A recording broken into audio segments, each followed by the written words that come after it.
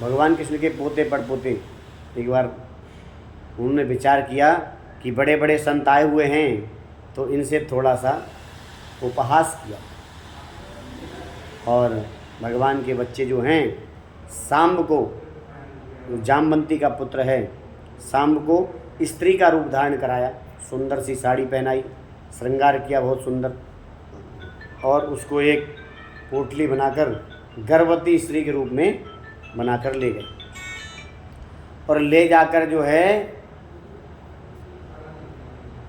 सभी ऋषियों के मध्य में पहुंच गए और कहते, महाराज ये युवती गर्भवती है, आप त्रिकालदर्शी हो, तो कृपा करके बताइए कि बेटा होगा या बेटी। तो सभी बड़े बड़े संत थे, छोटा कोई नहीं था वहाँ पर। दुर्वासा जी, विश्वामित्र जी, कण्व, बहुत बड़े बड़े ऋषिगण संत महात्मा वहाँ पर थे। तो दुर्वासा जी तो क्रोध के बहुत ज़्यादा तेज हैं। योग से देखा ये कौन है, तो योग से देख के और विचार करके, अरे ये तो भगवान कृष्ण के बालक हैं। लेकिन ये भगवान कृष्ण के बालक होने के बाद इनका ये कुकृत्य, गुस्सा किस बात पे आया कि भगवान कृष्ण के बालक होने के बाद इनका ये कुकृत्य ऐसा होना चाहिए, संतों के साथ उपहास, परिहास। उन्होंने कहा, जाओ इस गर्भ से मूसल का जन्म होगा। मूसल, मूसल मतलब पत्थर, और वो तुम्हारे वंश को नाश करने वाला हो। और फिर तो वो सब गिड़गिड़ाने लगे। हाँ, अनिरुद्ध, प्रद्युम्न, सांब सब, महाराज हमसे गलती हो गई, क्षमा कर दो, कोई उपाय बता दो। बोले उपाय उनसे पूछना जाके, उनके बालक हो ना, उनसे पूछना उपाय जाके क्या करना है। तो सभी लोग जो है भगवान कृष्ण के पास नहीं गए, अपने नाना श्री के पास। भगवान कृष्ण के भी जो नाना है अग्रसेन जी महाराज, उग्रसेन जी महाराज, उनके पास गए और जाकर सब कथा कही, ऐसे ऐसे गलती हमसे हो गई। फिर सभा में ये बात जब भगवान बैठे और सब लोग बैठे, क्योंकि राजा जो है उग्रसेन को ही रखा उन्होंने, भगवान कभी राजपद पे नहीं बैठे। राजकुमार के रूप में भी बलराम जी रहे, क्योंकि भावी राजा होते ना, कि एक राजा जो हैं उनके बाद अगर कोई आवश्यकता पड़ जाए तो कौन देखेगा, तो भावी राजा के रूप में, राजकुमार के रूप में बलराम जी को बिठाया, क्योंकि वो बड़े थे।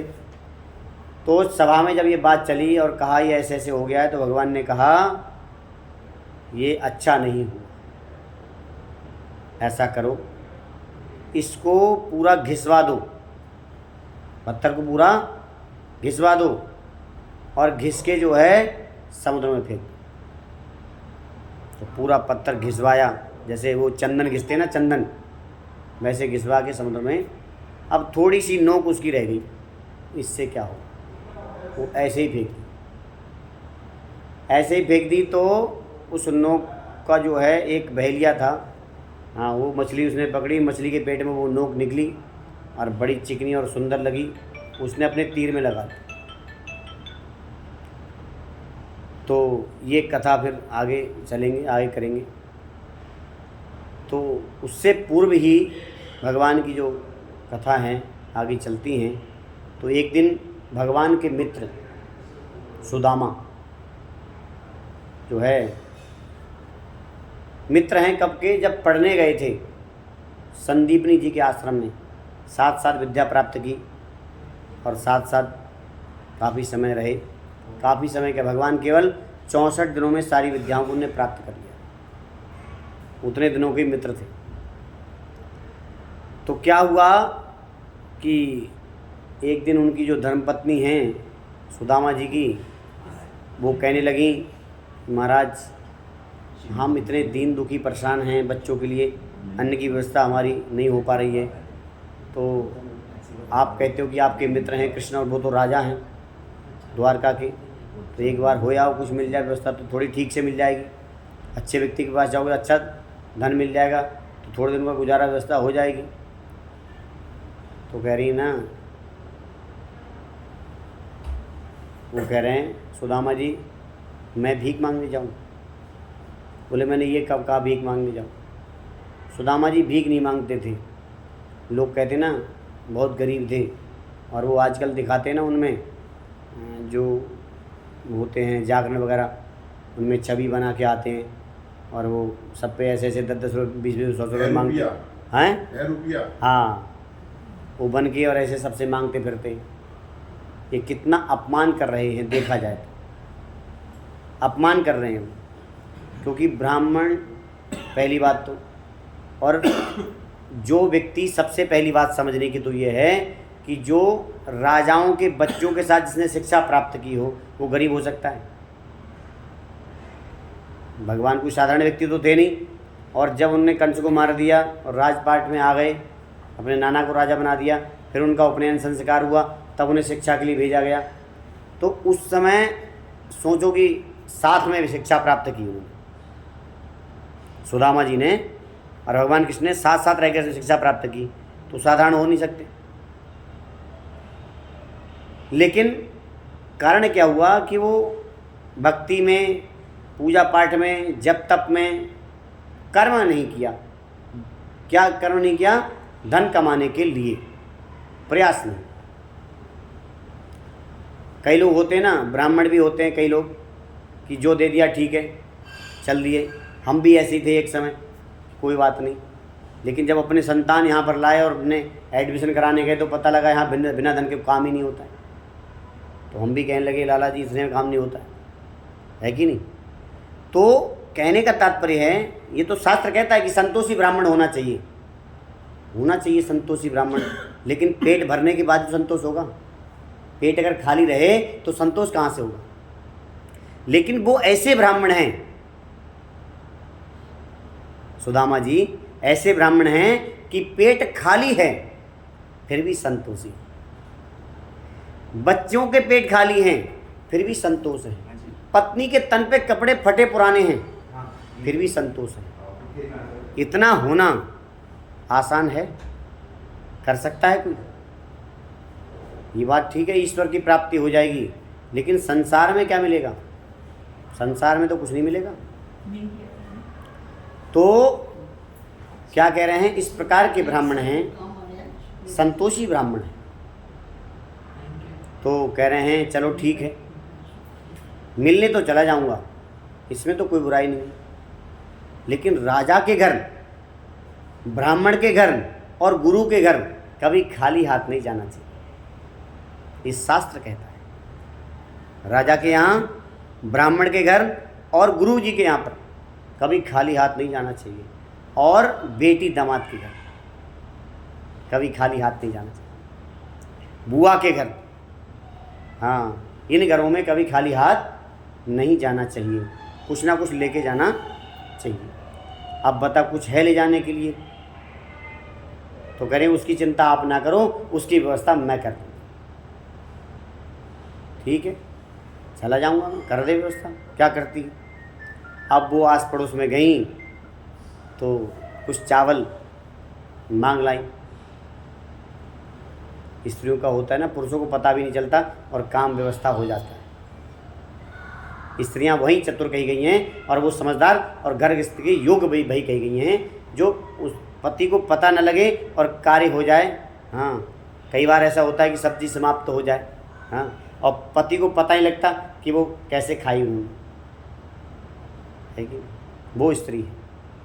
अन्यथा कलेश कर दे कि अरे महाराज मेरे लिए तो कुछ नहीं बचा और तुम सब चट कर गए हैं, बच्चे खा गए, तुम्हारी माता पिताजी भाई बहन सब खा गए, मेरे लिए बताओ कुछ है। लड़ाई करे, झगड़ा करे। तो ऐसी हैं उनकी पत्नी, और वो गई पड़ोस से कुछ चावल मांग लाई और चावल लाकर जो है उन्होंने पोटली बांध कर दे दिए। बोले ले जाओ। बोले क्या है? बोले वहीं देख लेना क्या है। जो भी है अच्छा, ठीक है, बहुत अच्छी बात। चल दिए। अब जिसके पास धन नहीं है खाने के लिए, तो यात्रा के लिए कैसे जाएगा? पैदल ही जाएगा ना। उसके लिए रथ, हाथी, घोड़े सवारी तो मिलेंगी नहीं।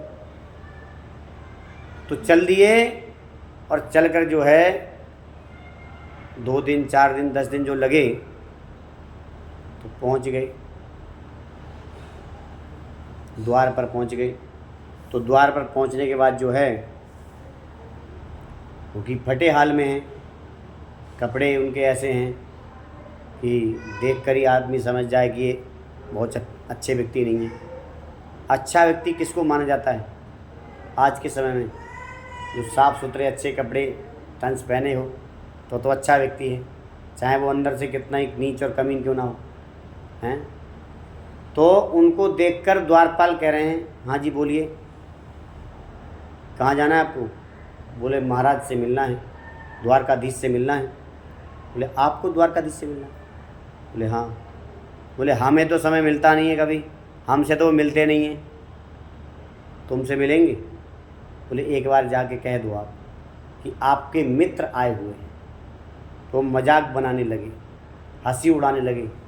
तुम्हारे मित्र हैं? हाँ हाँ मित्र हैं मेरे, मैंने और उन्होंने शिक्षा साथ साथ ग्रहण की है। अरे तुम जैसे तो उनके चौकीदार भी नहीं हैं, हमें ही देख लो, देखो हाँ कैसे कपड़े पहने हमने, और तुम्हारे तो कपड़े तक फटे हुए हैं। कहाँ से मित्र हो गए तुम उनके? उनके मित्र आते हैं हाथी घोड़ों पे, और सेना होती पीछे 500-700 कम से कम, हैं? वो होते हैं मित्र। राजा का मित्र कैसा होगा? राजा ही जैसा होगा। तुम्हें कहाँ से मित्र बन गए? इस प्रकार से उन्होंने बहुत ज़्यादा लज्जित किया। बैठ गए बेचारे, गए नहीं। बहुत कहा निकलो यहाँ से, जाओ। नहीं, मैं मिले बिना नहीं जाऊँ। जब आया हूँ तो या तो आता नहीं। बोले कभी तो बाहर आते होंगे। अरे बोले हमारी और डांट पड़ेगी अगर ऐसे बैठा यहाँ देख लिया तुझे तो, यहाँ से निकल यहाँ से। बोले नहीं जाऊँगा नहीं, या तो मुलाकात करवाओ मेरी, नहीं तो जब यहाँ आएंगे तो मिल लूँगा। अब द्वारपालों को लगा कि वास्तव में थोड़ी बहुत कहानी अगर हुई और समस्या हो जाएगी हमारे लिए। तो द्वारपाल गए अंदर कहने भगवान से। तो क्या कहते हैं? देखो देखो ये गरीबी का हाल, कृष्ण के दर पे एक विश्वास लेके आया हूँ। मेरे बचपन का यार है मेरा श्याम, यही सोच कर मैं आस लेके आया हूँ। अरे द्वारपालो कन्हैया से कह दो, अरे द्वारपालो कन्हैया से कह दो कि दर पे सुदामा गरीब आ गया है, कि दर पे सुदामा गरीब आ गया है। भटकते भटकते न जाने कहाँ से, भटकते भटकते न जाने कहाँ से, तुम्हारे महल के करीब आ गया है, तुम्हारे महल के करीब आ गया है। न सर पे है पगड़ी न तन पे है जामा, जामा कहते हैं जो ऐसे बगलबंदी का जो कुर्ता होता है ना, उसे जामा कहते हैं। हाँ ऐसे बांधते हैं जो। न सर पे है पगड़ी न तन पे है जामा, बता दो कन्हैया को नाम है सुदामा। न सर पे है पगड़ी न तन पे है जामा, बता दो कन्हैया को नाम है सुदामा, बता दो कन्हैया को नाम है सुदामा। तुम एक बार मोहन, क्या कह रहे हैं? केवल एक बार ही कह दो, मुझे कोई आवश्यकता, अगर वो मना कर दें फिर मैं चला जाऊंगा। तुम एक बार मोहन से जाकर तो कह दो कि मिलने सखावत नसीब आ गया है, किस मिलने सखावत गरीब आ गया है। सुनते ही दौड़े चले आए मोहन, जैसी कहा द्वारपालों ने जाके, महाराज कोई ऐसा ऐसा ब्राह्मण आया है और वो बता रहा है कि आपका मित्र है और वो गरीब है, काफ़ी उसके तन पे कपड़े तक नहीं है, ऐसी ऐसी स्थिति है उसकी। तो भगवान ने जैसे सुना, क्या हुआ?